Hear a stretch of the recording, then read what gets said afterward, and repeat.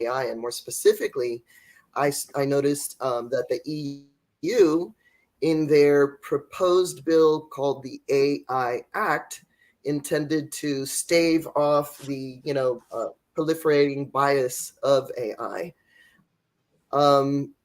Their definition of AI is, high impact, public safety issues that pretty much describe e-discovery. And so the AI Act, I'm not an attorney, but I would proffer to, all the attorneys out there, I humbly submit that, defines e-discovery as we know it. So, the fact that we're, if we're going to be operating in the EU, we're going to have potentially, face much more scrutiny about, the indices and the types of modeling that, before have been behind a black box. And regulation is, as I had predicted in our last conference in October, e-discovery is going to have programmers eventually. It's just moving that way. So, the many languages that we're talking about, application of e-discovery, I think is going to include certainly programming language. So that's where I see it tie in. The whole issue. So one of the questions that raises, and it'll be interesting to see how information governance and e-discovery each address this and how the areas of overlap, are questions about the ethical use of AI. I think we have questions about the ethical use of AI. We don't have answers. There are a series of proposed or emerging frameworks most recently, and I'm just looking at notes for something else I've been putting together. In January 26th of this year, NIST, the National Institute of Standards and Technology, released their Artificial Intelligence Risk Management Framework, which is a tome and which has many attachments or other materials linked to it, all of which would probably take days to read through in detail. Earlier in October of 2020, October 4th, the White House Office of Science and Technology Policy published its blueprint for an AI Bill of Rights, making automated systems work for the American people. These two frameworks have very different areas of focus. The first one that I mentioned looks at risk and focuses on that. The one from the White House focuses on individuals and the impacts to them. All of this is going to have a role within e-discovery. All of it's going to have a role in information governance. I think at this stage, we really can only speculate about what those roles are going to be like, but maybe the two of you know something I don't here. Well, I can tell you, I've been starting a grassroots campaign, and it's funny you should mention this because I actually posted it on my LinkedIn profile, but they have their e-discovery guidance is a 2010 one-page document that pretty much says, whatever, in contrast to cybersecurity. And, when we talk about AI and we talk about, cybersecurity and the enormous resources that we have dedicated to that as a nation, meanwhile, we've completely ignored the one auditing tool. So all of these different, processes are subjected to the audit of e-discovery when it leaves a server room and goes to a courtroom. And so why aren't we looking at the framework that we use to audit these programs? And, I've been writing to the director of NIST and certainly invite you to do the same, to question why they have a published working document for e-discovery that consists of a one-page splash page. And, I believe that our federal agencies would benefit greatly from a rigorous framework that layers on top of cybersecurity and AI, because at the end of the day, e-discovery is the process by which all of those tools will be analyzed for a court and a jury.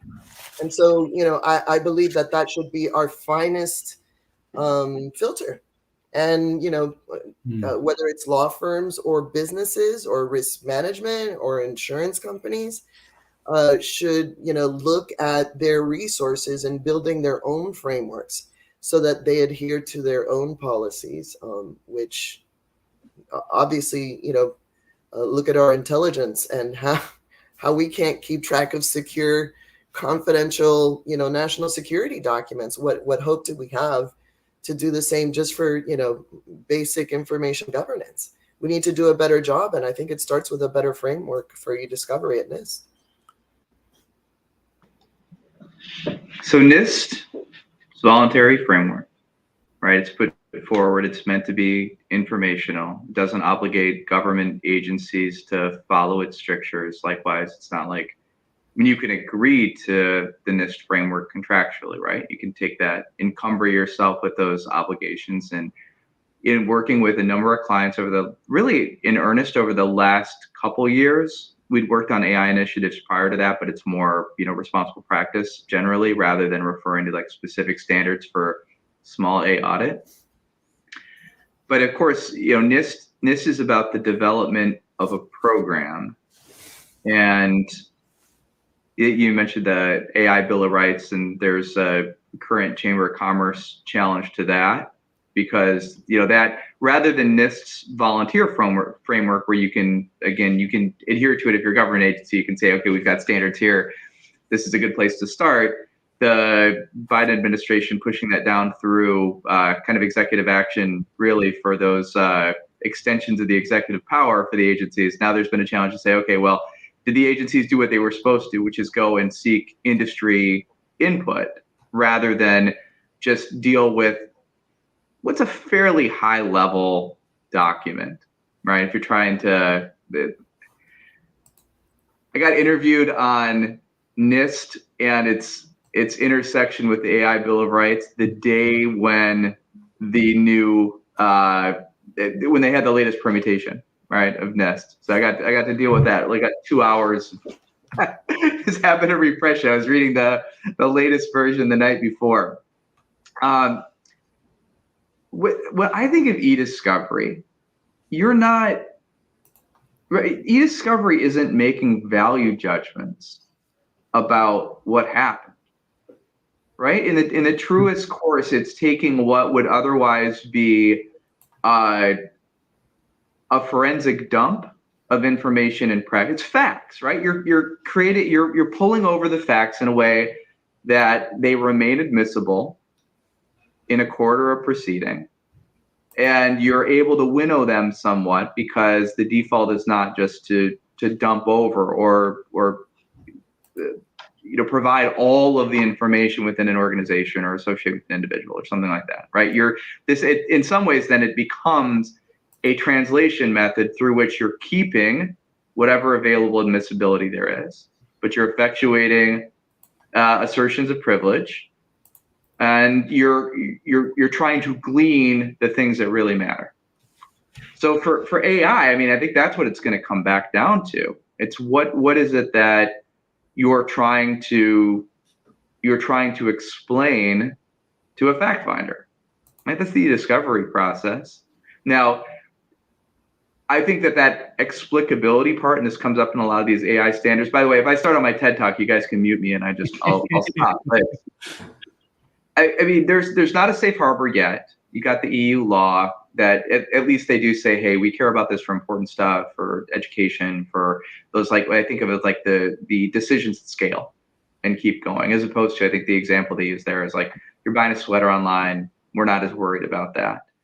Now, within the US, there are these concerns about implicit bias and whatnot. For e-discovery, it's not a matter of evaluating algorithms that are facts. It's more, how do you present the facts to allow the fact finder to evaluate them, if that's the issue. What further information are you going to provide? I think that's where it's going to get really interesting with e-discovery. And frankly, what we have to govern on the front end, because there is an appreciation within AI practice right now, I think, that we're not talking about transparency. Transparency in that practice is fool's gold. You want translucency to the extent that you can provide explanations of what's happening so that you can small a audit the practice, you can evaluate it for bias, you can answer questions from regulators, you can disclose sufficient information, but you don't do a full bore openness for AI, accepting those places that are developing whatever their own open standards. Like when you're using it as an organization, you don't want to provide so much information about it that you allow people to game the system or people who have more time or wherewithal to do it. So that's the balance. You don't want to disclose trade secrets, but you don't want incorrect effects on the back end. What is e-discovery going to do? How will it translate it? And I think, Alita, that's where your point about bringing programmers into the mix. I mean, they become part of that set of subject matter experts to evaluate what questions are really being asked. Do we have to re-articulate a request for production or an interrogatory that speaks to supporting information, and then figure out a way to articulate a response back that makes sense and would be sensible to a fact finder. And all of that is predicated it's going to be on experience. Last year is the first time I've ever been on contract negotiation calls that required AI statisticians to be in the mix and on the call and like working within PowerPoint to kind of scope out what these representations were about true anonymity or hashing it unidirectionally so that you no longer have identifiable information. And that can show you where the governance portion starts and where certain part of governance sensibilities are going to, you want to think at the end, how are we going to have to relate these or explain them at the back end? What do we need to have in place? What's the story we're going to tell? We have the chance to take control of that narrative at the beginning by how we do these processes, understanding where it's going to come out of the back end. All right, I'll stop my talk now. I think extending or playing off of that, governance side of things. So I'll step back as a discussion I was having with someone else this morning. The governance side of things is more equivalent to what my wife, who is a lawyer but these days is a professional singer, does, than to what I do in the e-discovery space and what I did when I was a competitive fencer. As a singer, she's a classical singer. She performs with the Minnesota Orchestra, among other things. They have sheet music. There are notes on that music. There are expectations about exactly who is going to play what note, when, and how. There's room for interpretation. But if you play a piece by Bach, people know what to expect from it. As a competitive fencer, I spent hours upon hours upon hours drilling so that certain moves were just incorporated into me. I didn't have time to think about which move to use, to say anything about how to use it. When I was in competition, I had to have that arsenal of tools, if you will, available to me. I think information governance is much more like what my wife does. You have to organize it ahead of time. You have to have a structure that you work in with clear expectations about what's going to happen, when, and how. What we do, especially in litigation, but even with investigations, is much more like what I did with competitive fencing. In litigation, you are always against an opponent. Your opponent is always trying to undermine what you are trying to do, and you are always trying to undermine what the opponent is trying to do at a certain level.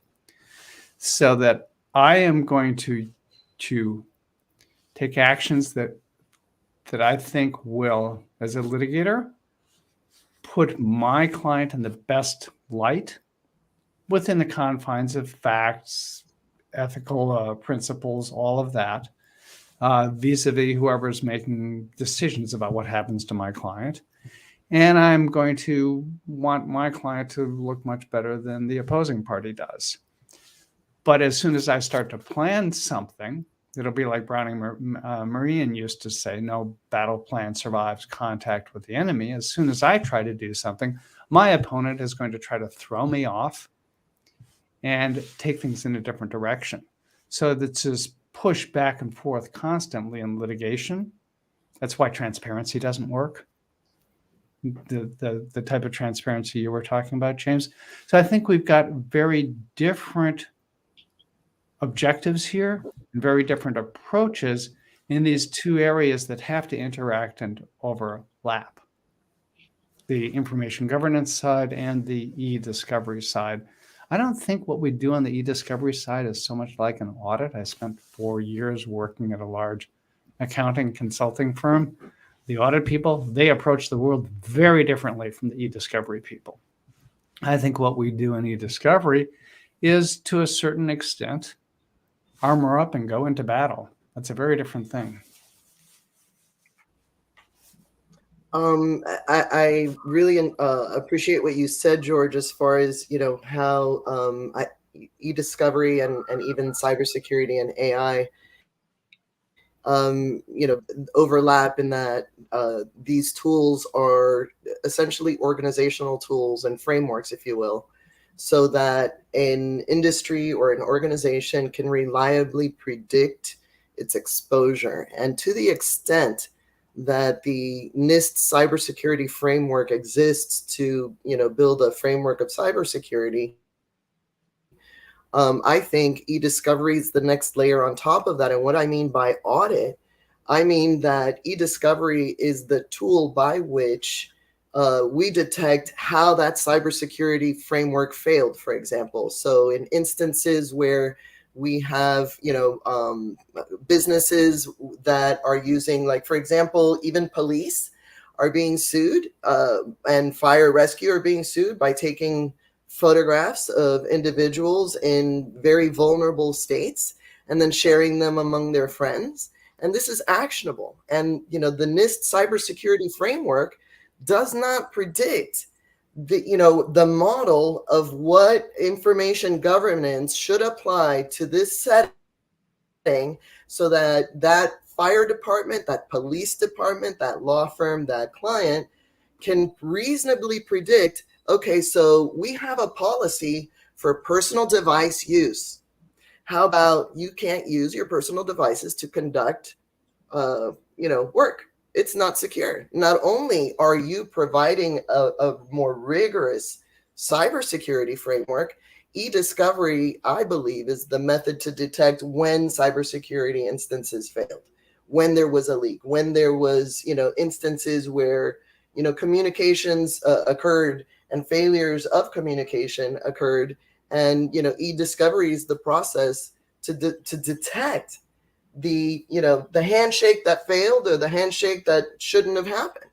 And, in that sense, I loosely use the term audit because, we basically tell the digital story to the fact finders. And, we don't make the presumptions that the cybersecurity framework does. And so all I'm suggesting is that we, in building a rigorous e-discovery framework policy for businesses and federal agencies, they can have a written policy so that their employees and their staff know in advance when they're hired and they're onboarded why they're being offboarded by using their personal devices. That can only add layers of protection. And at the end of the day, we end up, it's a very lucrative industry because of the absence of this, framework. That if we had this framework, it would be so much easier. Litigation would be reduced by a year on average when you're talking about going back and forth with, what are you supposed to provide? How about just have a framework that all courts and jurists can use to follow, like they do the cybersecurity one? Of course, it's not compulsory, but neither is the cybersecurity framework. And I see everybody putting their shields up thanks to Jen Easterly's amazing campaign, informing them. What are we doing as an industry to inform how to mitigate, the very lucrative process of having to, go through the fragmentation of data that they could have predicted in the first place and save themselves the cost of that year and that litigation. So I think, we could, play tennis up against the net is all I'm saying. Yeah, Be but better balanced. I think I want to challenge both of you on points that I've heard. Yeah, I mean, no, it's good. It's tough to sell if anybody's watching this right now within the panel, but I want to come back to yours, George, and challenge this idea that e-discovery is yet another front on litigation. I think it might be an exception in that rule, or it can be perceived as such. And I've got a theory on that. But Alita, I want to challenge this idea that e-discovery is the right place to audit, even like small a. And I understand what George is saying, like IT audit's a different animal. I'm concerned that certainly you're going to find problems when you get to the discovery component of a matter.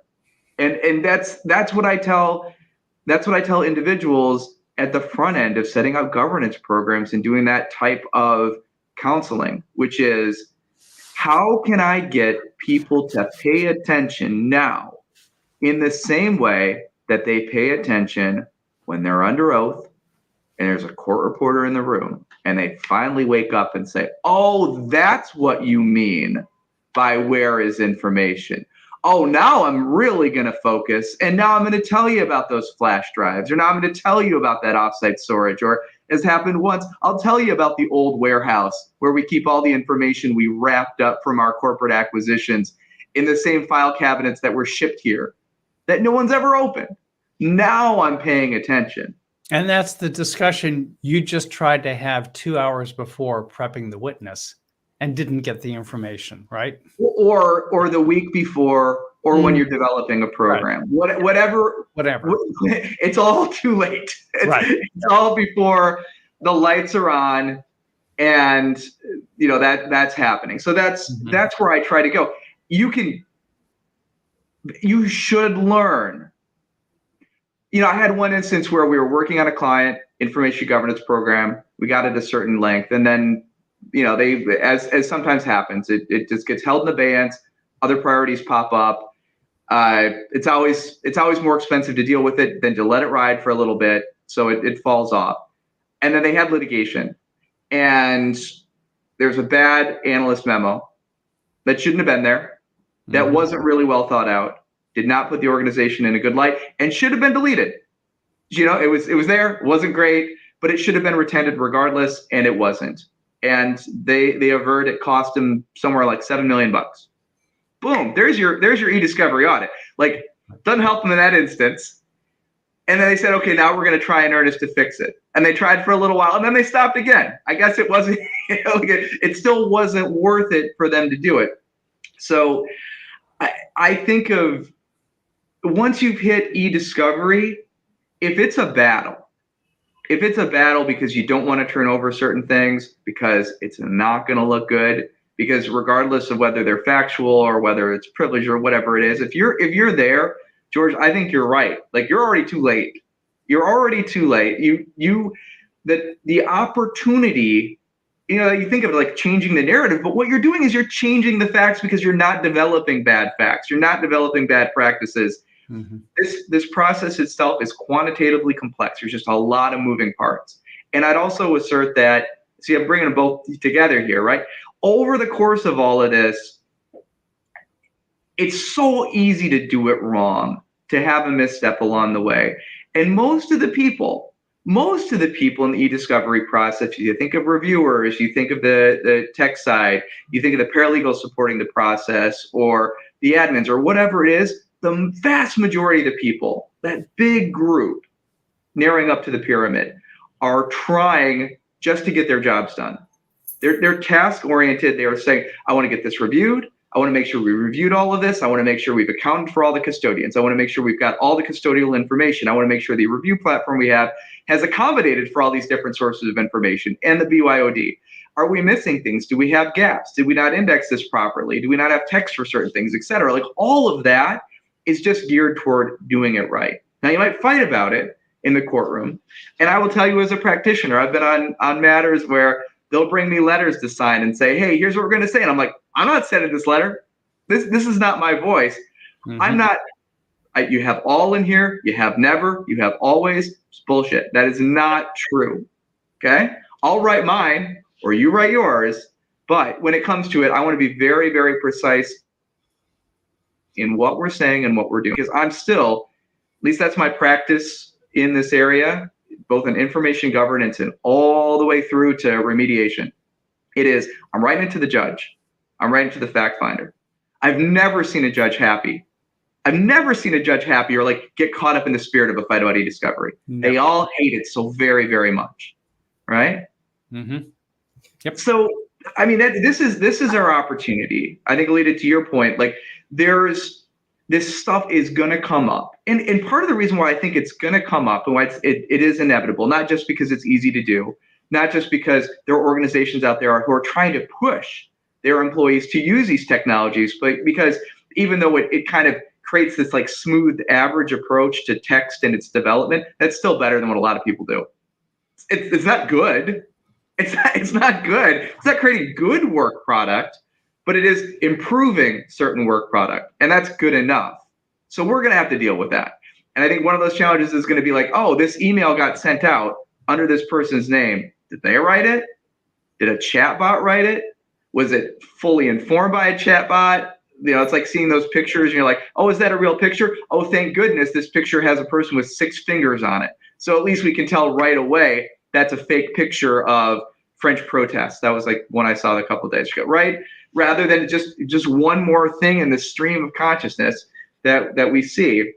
So digging into that and determining what an organization was doing and who or what within the organization was doing it, where was content created, is an organization going to be stuck with that? An organization starts auto-tweeting. Is that going to be a statement on behalf of the organization because they used a chatbot to push it out there, and suddenly it has like implications for securities laws?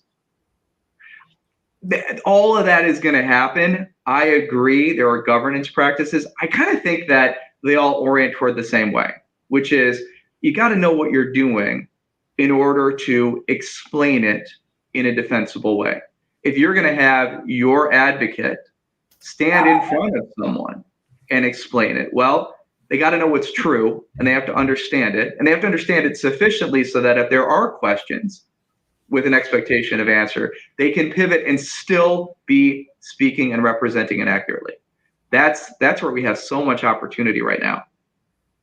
I think honestly, we're all kind of saying the same thing in different ways because, wow, that's a huge mug. I think at the end of the day, you know, e-discovery right now is like a post-game review. And all I'm suggesting humbly is that it could be pre-game. And if we take just, you know, here are the Rule 36 disclosures, folks, and you know, show them to the McKinseys and the EYs and all the MBAs that are, you know, framing policies of information governance for an organization, that they be mindful of their obligations for disclosure down the line should anything, you know, be at issue. And so, you know, word to the wise, this is your federal obligation. If you're, you know, brought into any federal litigation, if you're a party, plaintiff or defendant, you're subject to these disclosures, period. And so I'm just saying that in these disclosures, we could, you know, have the e-discovery framework that helps organizations be able to mitigate the cost of e-discovery down the line, or even mitigate, you know, that bad memo, that bad practice, because they had that guidance that is absent from our industry. In the late 1990s, Jim Michaelowitz was working for DuPont. He had a role, I forget whether he headed it up or not, but he had a major role in their e-discovery activities. He had the opportunity, it's just the way one of these things work out, and took the opportunity to track not just what it was costing them to engage in e-discovery, but also how much of the data that they were collecting for e-discovery purposes should never have been there because it didn't align, its presence didn't align with their records retention policies at the time. And a huge percentage of the content that they had to deal with in litigation should have been disposed of pursuant to their records retention policies long before the litigation began. He pulled these numbers together, wrote, I think, a couple of papers about it, and went on a barnstorming tour across the country, speaking at electronic discovery conferences, including one that I co-chaired, about this, presenting what he'd gone through, what he'd experienced, the costs to the company of retaining the documents they should have. His hope was that people would pay attention and take the tools and practices from eDiscovery and use them as a way of evaluating whether companies were appropriately retaining records. As far as I know, nobody ever took him up on that suggestion. And here we are. That was the late 1990s. Here we are in 2023. I think the landscape probably hasn't changed hugely since then, although, James, tell me that's not so. Well, let me build off what Alita had started with there, which is I do think that there's a role for the information elicited through the eDiscovery process to greater inform the whole. In part because of how that information is elicited. You know, the flip side of, hey, it sucks that you finally find out the truth when someone's under oath, is that you finally find out the truth when someone's under oath. Mm-hmm. When confronting the CPRA and certain requirements that it has, and these aren't fully formed yet, but requirements about how long and or why organizations keep certain categories of personal information and sensitive personal information, one of the things that I've done is I speak with the clients and say, hey, I see what your information governance policy and record retention schedule says about this. I've also done data mapping with you using different tools to find out more about what you're doing. What I also want to know is, what have you said about this before? Like, when have you testified about this? What representations have you made to opposing parties and to the government about your practices? Because what I don't want to do is find out later that now we've got a contradiction between notices we've put out there and what you've said in court or what you're going to say in court, because I can't resolve those unless if you tell me this is what we said, but now we changed it. Great. You've given me the explanation so that if I stand in front of the CPPA or in front of a different fact finder or whatever it is defending notices under privacy law about the governance of information, they're not going to surprise me with this. You know, it's not one more opportunity to get me by the same testimony. So I think we want to know what's been developed. We want to know the realism of it. And frankly, I think eDiscovery loves getting consulted as part of the governance practices, right? So George, how is it different? Well, there's a lot more information now, so congrats, right? I don't think that the problem, such as it is, has scaled.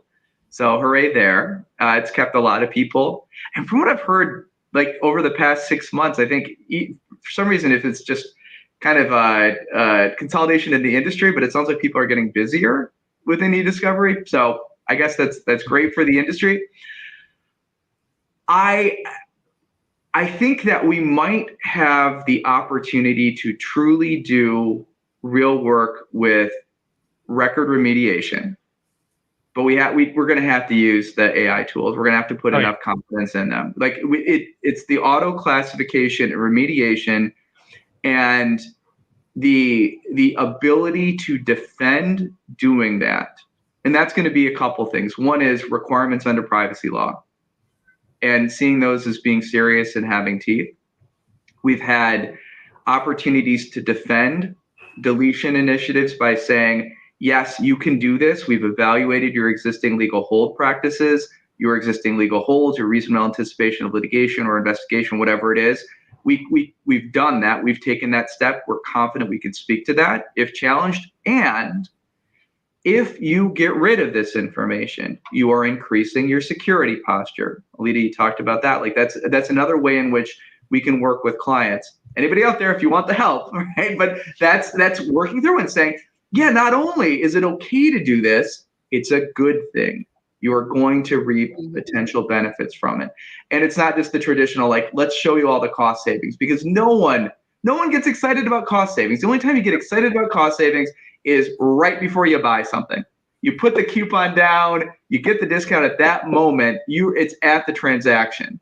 The 5-year projections out, it's really difficult. I think Yep. Gene Ames did the same thing, George, right? Yep. Built Gene out a tried to do it as program, well. Yep. and you know what happens after they retire? Right? Mhm. Just iterates to the next person, someone inherits it, and it's that ridiculous thing they say now. It's like the hard times lead to hard people, and hard people lead to soft times, and then soft times lead to, the whole problems. Yeah. Like you see the ebbs and flows, and someone gets in and really understands it and digs in and makes what they consider to be progress, and sometimes they ignore the politics or they tilt at the windmills and all of that. And I've just got this big matrix that I pull up when I'm working on an information governance project, and I can say, what do you want to accomplish? What are you trying to work through here? The benefit of this is every little step you take is an improvement. How often can you say that about things? Each little step is going to be it might be a little improvement, but it's going to be something. And you get the benefit of showing that you are dedicating yourself to it, right? It's the diet and exercise. You're improving it a little bit. Now, are you going to show dramatic results? It's the same thing. Sometimes you get out of it what you put in. Sometimes there are small areas that can show dramatic improvements, and that's where, going back to this idea, I think the AI and its investiture in, as the tools start to catch up, and there's been a lot of smoke and mirrors, there's a lot of marketing slicks, you start to dig in and really see what's going on. I'm really encouraged in that area. I mean, I had conversations this week where you used to ask questions about, like, you're indexing all this information. Where's the index kept? What's the management of all that? I used to get horrible answers.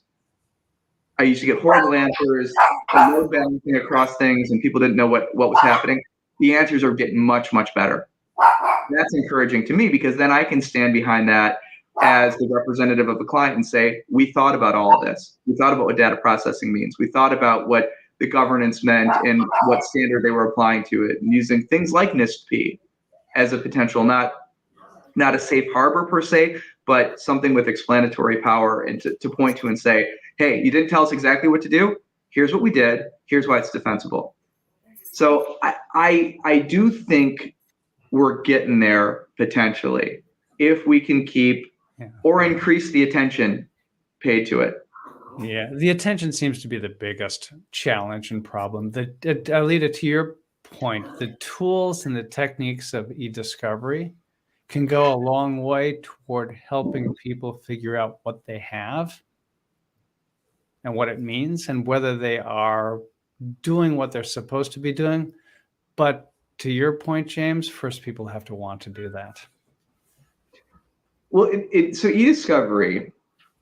Oh, see, I'm not moving. I was so passionate, and now my lights goes. Okay, so it's I think we precise. have 1 minute left on our schedule here. Okay, it's precise, but it's not encompassing, right? And the flip side of that is, when we've been working on these representations under privacy law about how information is maintained, what I've said before is sometimes you can sacrifice precision on the altar of accuracy. We don't want to misstate things. Mm-hmm. And that's where, and that's where inattention to e-discovery leads to misrepresentations. And that's the challenge. Like, nothing gets forgotten. You dig far enough in e-discovery, you can probably find an exception to any kind of, like, general always or never statement, right? So I worry that e-discovery, even with these huge projects, tends to be a precision instrument for the matter at hand and the issues, right? Intentionally so. It's a tool for dealing with a narrow, specific problem that generally the organization wishes it didn't have, would like to have go away. But I've never used e-discovery tools to look at all the information of an organization. Who would ever do that? There were some organizations that were trying to bid into that, right? Just let Yeah, us I know. index all your information and for a flat fee, and then you'll do all of that. Now, I haven't seen that taken up by Me someone, either. Right. right? So yeah. I mean, it's the same. It's just where it would have taken people to dig in and review everything, especially in like kind of measured against legal holds and whatnot. So you've got a defensible deletion practice. Is tech going to do it well enough that it'll pass scrutiny or challenge? And frankly, the part of that's going to be benchmarking. I just will get to the point where I'm comfortable that we step into into a courtroom, and the other side says, "How are you confident you didn't delete anything that was under hold?" Right? How are you confident? We'll say, "This is how everything works now. Information is remediated. We'll step in and we'll turn off the process, but this is what happens, and now I'm confident it's actually getting done." No. You got to go back to your beginning remarks. All, never. It's always a bad time. Always bad to use all. You never should use never. Not in the world of e-discovery, and I'm sure not in the world of information governance either.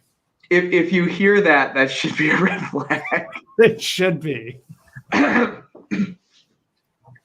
Absolutely, but at the end of the day, I think that we could coach our clients to build frameworks that alert them as to potential risks, and it's not a matter of cost savings. If they spend money on cybersecurity, then it's the same issue. I think it's an extension of cybersecurity.